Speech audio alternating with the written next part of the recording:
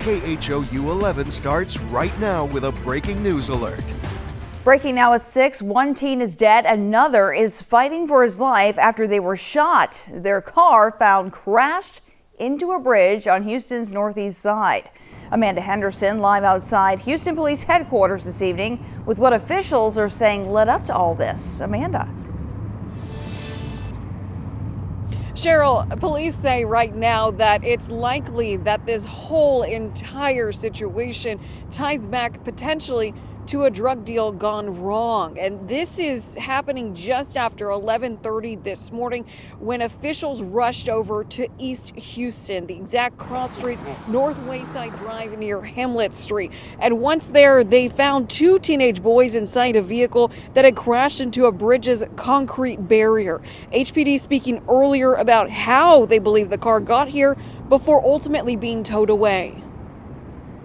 We believe the shooting happened at the location where the car potentially was parked, and then in an attempt to get away from the shooting, the people operating the vehicle were struck and the car crashed. Police are still looking for the suspect or suspects in this case. And coming up tonight on KHOU 11 at 10, we are going to take a look at just how many homicides have happened so far in the city since the beginning of the year and how that compares to previous years. But for now, we're live outside of Houston Police Department headquarters. I'm Amanda Henderson, KHOU 11 News. Such a disturbing sequence of events. Amanda Henderson, thank you. Headlining your weather this evening, a Texas turnaround. Temperatures are quickly dropping. Meteorologist Pat Kavlin is here. And Pat, how cold is it expected to get tonight? I think below freezing for most areas. In fact, we do have freeze warnings even up for a couple of our counties. So here's the breakdown. We will see those sub-freezing temperatures tonight. That's 20s and 30s. That'll be from after midnight, probably till about 9 a.m. tomorrow. This doesn't look like a pipe bursting freeze for most of us, although there are a couple of pockets well north and west of the city that could dip into the 20s for a long enough period of time. Just to be on the safe side, maybe wrap at least the outdoor faucets and spigots just to be safe. But again, this is more of the kind of cold where you want to bring any plants and your pets inside. Freeze warning up for our coastal counties. So Galveston, Brazoria, Matagorda counties. The reason why these are the only counties included is because with freeze warnings, it's only issued for the first freeze of the season. So everybody else has already had their freeze. Coastal spots have not yet had their widespread freezing temperatures yet. I think that changes tonight though, with most areas in the 20s and 30s. 31 for Inwood Forest, 30 for Dyersdale, 31 in Montrose and 3rd Ward. Upper 20s though in Tomball, Cypress, Mission Bend. 31 for LaPorte and Baytown. And again, I think we could see pockets of mid to upper 20s for a lot of areas, especially north and west of the city. That's where you maybe want to, again, cover any faucets or spigots outdoors. Columbus, you're down to 26 as well. And again, look at this. Angleton, Bay City, El Campo, these areas will be in the 20s even by the time we get to tomorrow morning. It's been a pretty gusty day so far. Sustained winds still in the 10 to 15 mile per hour range. Once we go into the overnight hours, though, the winds die down fast, and that will set the stage for those cold temperatures by tomorrow. 58, your high temperature in the books today. We only started at 50, so not a big change here. We do see a bigger spread, though, getting into the overnight with temperatures in the 20s and 30s. Your sunset tonight was about a half hour ago at 5:46. Beautiful shot there of downtown. You can see the camera bouncing, though, or at least vibrating. That's the wind that's still gusting, again, upwards of 25, 30 miles per hour. 52, your current temperature. 47, though, in Brenham and Huntsville. 48 for Cleveland and Conroe. When you compare it to this time yesterday, we're about 10 to 20 degrees colder. It'll be clear and cold tonight. The wind backs off. It's a freeze for most of us by tomorrow morning.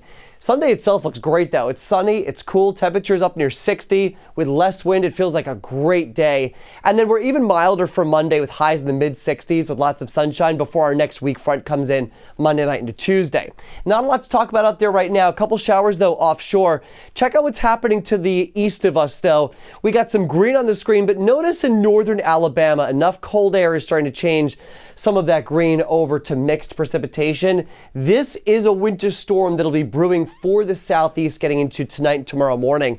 In fact, by tomorrow morning, the flakes will be flying from middle Georgia all the way down towards the Florida panhandle. Not talking about a lot of snow, but enough to be impactful, again, for these areas that don't have the infrastructure to deal with snow. Talking about maybe 1 to 2 inches in some of the hardest hit spots. Back here at home, as we go through the rest of the evening, no snow, but cold temperatures. We drop into the 30s after midnight, and then again down below freezing anytime after 3, 4, 5 o'clock in the morning. I think a lot of us bottom out around 30 degrees, if not into the 20s. The coldest spots again well north and west of the city. I think within the Beltway, within the loop itself, we'll see some of the warmer temperatures outside of Galveston. But look, we could see 20s even down towards New Gulf, Pearland, Angleton. Wouldn't be surprised to see you in the 20s by tomorrow morning. But by the afternoon, we bounce back to 60 south and west of town, and then mid-50s for everybody else. Next 10 days, a bit of a roller coaster, but overall nothing really drastic. Temperatures stay pretty close to normal here through Wednesday. We do see a warming trend, though, by the second half of the week into Saturday, before another powerful cold front arrives getting into Sunday and the start of next week. And really looking ahead through the end of the month, I think temperatures for us stay either at or just below normal. The core of the cold will be north and east, but any warmth really stays to the west looking ahead. All right, big game for tomorrow with the Texans taking on the Patriots in Foxborough, Massachusetts. That's where the stadium is, and at game time, we're talking about heavy snow, and that could potentially continue through the entire game. Notice all of the blue here on the map. So cold, breezy, steady snow. In fact, by the time it's all said and done, these areas could see 3, 4, 5 inches of snow on the ground. So that'll make for a pretty interesting game for the Texans tomorrow afternoon. There's the 7-day forecast, though, back here at home. 58, your high temperature with sunshine tomorrow. 60s for MLK Day with sunny skies. More clouds, down to 60 for Tuesday. Next rain chance is Wednesday. Temperatures stay pretty even, with the exception of a warming trend by Friday and Saturday, and then again another strong cold front by next Sunday. All right, thanks, Pat. Now to the one thing many of us will be doing tomorrow, cheering on the Texans, of course. Tonight, fans are soaking up every bit of energy and excitement ahead of that big game tomorrow. It is in Foxborough, as Pat said, against the New England Patriots. The Texans are rolling into the divisional round with momentum, coming off a 10-game winning streak and with a chance to make franchise history. Just over an hour ago, the team arrived at their hotel in Providence with head coach D'Amico Ryan stepping off of that bus first. We've got team coverage tonight, but first, let's check in with Jason Bristol in Foxborough, Massachusetts, with the latest on the team's arrival. Jason. Hundreds of miles from home and right in the Patriots' backyard, Texans fans here are already making themselves heard.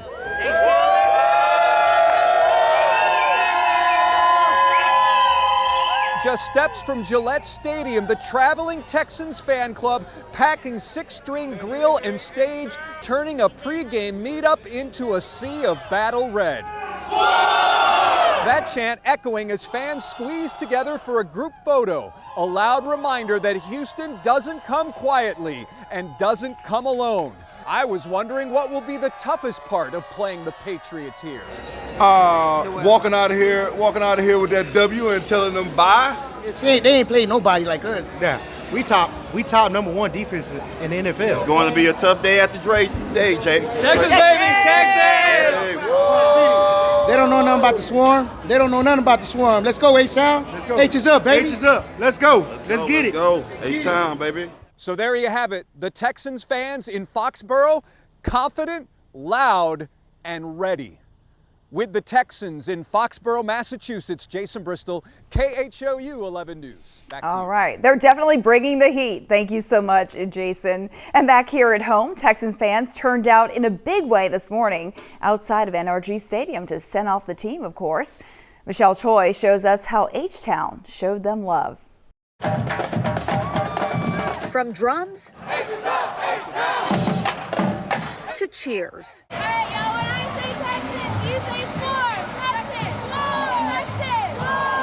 And of course, Texans Toro hyping the crowd as fans showed up early this morning. Some of the very first to arrive included Santiago Medina. We got up since 3 a.m. and then drove over here. And I'm just really, really proud of them, and it means a lot to me. Someone else who just can't get enough, Texans fan Brittany Moore. How big of a Texans fan are you? Oh, I'm a diehard Texans fan since I was a little girl. I love them so much, and I think they can do it. I believe in them. Some made it a family affair. My sister, my sister-in-law, and then my mom. Can y'all believe we were just 2 wins away from the Super Bowl? It's crazy, right? Yeah, it's crazy. It's unbelievable, but we got this. They got it. They're doing their best, and we hope they make it to the Super Bowl. We know they're going to make it. Support didn't just come from Houston. This fan and her daughter drove 1,700 miles, 2.5 days just to be here. We come all the way from Montana to cheer him on and pray for him. God bless CJ Stroud. As fans line the path outside NRG Stadium, from the littlest fans to excited kids like 7-year-old Hayden, perched on Dad's shoulders for the best view. What do you want to tell the team? Go Texans. The crowd made sure the entire Texans team felt the love. Players like CJ Stroud, defensive end Will Anderson Jr., and head coach D'Amico Ryans all smiles as the team gets ready to face the New England Patriots Sunday. Leave everything out on that field, every single play, every single game. We need to be the same way in the crowd. And as the Texans prepare to roll out, fans had one final message for the team. Let's do this! We can do this! Super Bowl, here we come! In Houston, Michelle Choi, KHOU 11 News. Thanks, Michelle. Over the past month, we've met Texans fans from all over who have been fully locked in on this playoff run. On Monday, our Sherman Chow introduced us to a group of 6-year-old students in South Korea who have been learning about the Texans and following their games, all thanks to their English teacher, a Houston native. Now, with tomorrow's matchup against the Patriots, these young fans are stepping things up, even studying game video during their free time. Sherman Chow posted this video on our Instagram page. Us, our defense. Who's that right there? You saying your last word? D'Amico Ryans, very good. And whoa, did you guys see that? What is that sound? That sound is the ball hitting the upright. It hit the yellow. So it did not go inside, so their field goal was not good. Interception! Interception by Jalen Petrie, number 5. Do you see his helmet? Why? His helmet is a little bit bigger because he has some extra cushion. So he needs the extra cushion because he hurt his head one time. Love it. Be sure to catch Jason and the rest of our sports team tomorrow after the Texans game right here on KHOU 11 Plus and on our Facebook page. They'll break down every key play and bring you all the post-game reaction. Tonight, some big news in baseball and a former Astros pitcher. Texas native Ryan Presley, who spent 7 seasons with the Astros, is hanging it up for good. Luis Ortiz joins me in the studio, and Luis, Presley had some warm memories from his time here in Houston. That's right, Cheryl. Ryan Presley, a vital pitcher for the Astros, one of the most prolific postseason relievers for the Astros. Now he has hung up his glove after 13 seasons in the majors. He secured the final out of Houston's 2022 World Series championship. The righty made the announcement via a statement to The Athletic in which he said, and I quote, "Houston, you've got our hearts. It's our forever home now. Thank you." Presley did not allow an earned run during his 11 outings across Houston's World Series run, a scoreless streak of 22 2/3 innings that spanned 3 postseasons. Presley is one of 4 pitchers in franchise history to collect at least 100 saves, joining Brad Lidge, Dave Smith, and Hall of Famer Billy Wagner. Now, the Astros congratulated Ryan Presley on his retirement on social media with this post. A 2-time All-Star, America's closer since he closed for Team USA in the World Baseball Classic, and a champion for life. Ryan Presley was the 20,346th person ever to compete in a major league uniform. All right, Luis, thank you. Tonight, a man is charged with murder after a chaotic series of events overnight, including a carjacking involving a child. Here's what we know so far. Just before 1 this morning, a woman was driving on Travis Street near Dennis when she saw a disturbance and got out of her car. Police say a man jumped in and tried to take off with her 12-year-old son inside. The woman tried to stop him but was pushed away. The child was able to get out and thankfully was not hurt. Police say the man sped off and crashed into a Kia Soul and a Toyota pickup just a few blocks away. He clipped both of them, lost control, hit the Kia with such force that it actually rolled over and has substantial damage to it. Unfortunately, the driver of our Kia is deceased tonight. Our Toyota driver, he was transported for precautionary reasons but shows no real signs of injury, and our suspect is alive with non-life-threatening injuries. He was transported to Memorial Hermann Hospital. The investigation remains open. Tonight, 3 Harris County deputies are recovering after rescuing a driver from a burning car after a wrong-way crash. This happened before I-140 actually this morning on the Tomball Parkway near Jones Road. According to Sheriff Ed Gonzalez, a driver was heading north in the southbound lanes when it crashed head-on into another car, which then caught fire. Deputies say the wrong-way driver died at the scene while the driver of the other car was rushed to the hospital with serious injuries. Sheriff Gonzalez says the 3 deputies who stepped in to help suffered minor injuries. New at 6, President Donald Trump is imposing new tariffs on 8 European nations after they opposed his push to control Greenland. Starting next month, President Trump says he'll place a 10% import tax on goods from several European countries, including Denmark, France, Germany, the UK, and others. He warns the tariff could jump to 25% on June 1st if no deal is reached for what he calls the complete and total purchase of Greenland. Trump argues Greenland's far north location is critical for U.S. missile warning systems and monitoring Arctic shipping routes. It comes as hundreds have protested in Greenland and Denmark this week, insisting the island is not for sale. Meanwhile, European officials warn these tariffs could strain transatlantic relations. In Minnesota, protests continued more than a week after an ICE agent shot and killed Renee Good. This as the Justice Department investigates Minnesota Governor Tim Walz and Minneapolis Mayor Jacob Frey. Ian Lee has the latest. Not everybody deserves to be here. In Minneapolis on Saturday, anti-ICE protesters faced off against those who support the agency. The latest clashes in a city on edge. This comes as the Department of Justice has launched an investigation into Minnesota Governor Tim Walz and Minneapolis Mayor Jacob Frey, exploring whether they impeded federal immigration enforcement through public statements they've made. Frey spoke out against ICE last week after Minnesota resident Renee Good was shot and killed by an ICE agent while driving her SUV down a snowy Minneapolis street. To ICE, get the Minneapolis. On Wednesday, concerned about the growing clashes between protesters and ICE agents, Walz appealed to Donald Trump and Homeland Security Secretary Kristi Noem to pull ICE agents from his state. So tonight, let me say once again to Donald Trump and Kristi Noem, end this occupation. You've done enough. In response to mounting tensions here on the streets of Minneapolis, pitting ICE agents against protesters, President Trump said he has not ruled out invoking the Insurrection Act. And if I needed it, I'd use it. I don't think there's any reason right now to use it. But if I needed it, I'd use it. It's very powerful. Minnesota officials are imploring protesters to remain peaceful. Demonstrations must remain safe and they must remain lawful.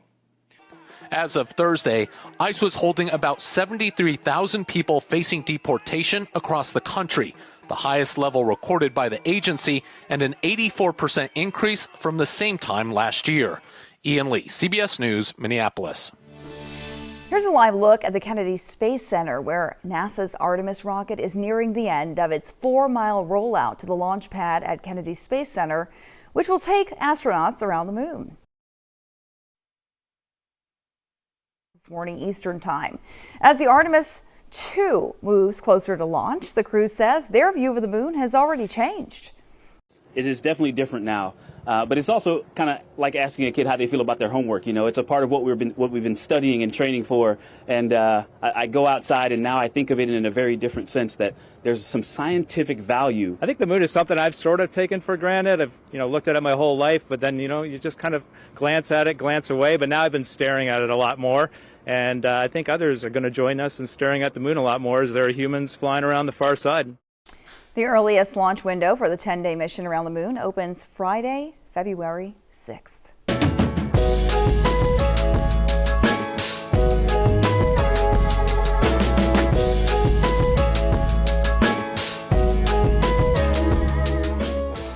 Across Houston, communities came together today for early Martin Luther King Jr. Day events, highlighting acts of service, kindness, and Dr. King's legacy.